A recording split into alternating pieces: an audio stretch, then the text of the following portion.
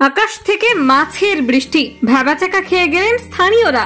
আকাশ থেকে জল পড়ছে সেটা স্বাভাবিক, যেটা অস্বাভাবিক সেটাই হলো সেই অঝোর বৃষ্টির সঙ্গে ঝরে পড়ছে মাছ। রাস্তা, বাড়ি, পার্ক সর্বত্র আকাশ থেকে বৃষ্টির মতো মাছ এসে পড়ছে। আকাশ থেকে খুব বেশি হলে বরফ পড়তে পারে, শিলাবৃষ্টি হতে পারে, কিন্তু মাছ বৃষ্টি তাই আবার হয় নাকি? জলের মাছ আকাশে যাবে কিভাবে? যদি কারো মনে হয় বিমান বা হেলিকপ্টার কিংবা ড্রোনের সাহায্যে এই মাছ ফেলা হয়েছে, তাহলে তিনি কিন্তু সঠিক নন, কারণ এমন কিছুই হয়নি। সত্যিই আকাশ থেকে ঝরে পড়ছে মাছ।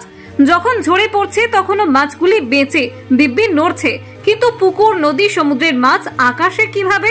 তাও আবার বেঁচেই বা আছে কিভাবে? ইরানের ইয়াসুজ এলাকায় এই মাছ বৃষ্টি এখন সারা বিশ্বের কাছে একটি খবর। প্রবল বৃষ্টির সঙ্গে কিভাবে মাছ ঝরে পড়ছে তার ছবিও সোশ্যাল মিডিয়ায় ভাইরাল হয়েছে। ফলে অনেকেই এই ভিডিও দেখে ফেলেছেন, যা দেখে হতবাক হয়ে গিয়েছেন অনেকে। কেউ কেউ তো এটা সত্যি কিনা সেই নিয়েও প্রশ্ন তুলেছেন। বিজ্ঞানীরা কিন্তু মনে করছেন এটা হতেই পারে, কারণ যখন সমুদ্রে টর্নেডোর মতো হয় তখন সমুদ্রের জল অনেকটা উপরে উঠে যায়। সেই জলের সঙ্গে অনেক মাছও উঠে যায় আকাশের পানে। সেখানে ঘূর্ণিঝড়ের আকার নিয়ে ঘুরতে থাকে সেই জল, আর জলের সঙ্গে মাছগুলিও ঘুরতে থাকে। জল মাছগুলিকে বাঁচিয়ে রাখে। স্থলভাগের ধারে কাছে এমনটা হলে সেই ঘূর্ণিঝড় সমেত স্থলভাগের ওপর এসে পড়ে। স্থলভাগে প্রবেশ করলে তা কিছুটা দুর্বল হয়, তাতে মাছগুলিকে ওই ঘুরতে থাকা জল আর ধরে রাখতে পারে না। তখন মাছগুলি বৃষ্টির সঙ্গে নিচে নেমে আসে, পড়তে থাকে স্থলভাগে। আকাশ থেকে মাছের বৃষ্টি, ভ্যাবাচাকা খেয়ে গেলেন স্থানীয়রা।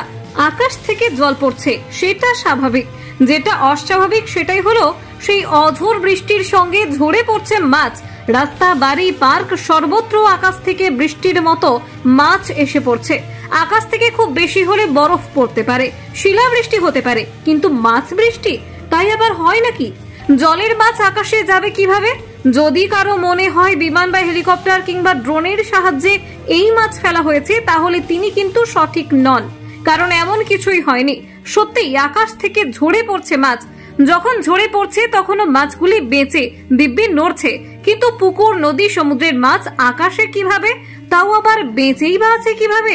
ইরানের ইয়াসুজ এলাকায় এই মাছ বৃষ্টি এখন সারা বিশ্বের কাছে একটি খবর। প্রবল বৃষ্টির সঙ্গে কিভাবে মাছ ঝরে পড়ছে তার ছবিও সোশ্যাল মিডিয়ায় ভাইরাল হয়েছে। ফলে অনেকেই এই ভিডিও দেখে ফেলেছেন, যা দেখে হতবাক হয়ে গিয়েছেন অনেকে। কেউ কেউ তো এটা সত্যি কিনা সেই নিয়েও প্রশ্ন তুলেছেন।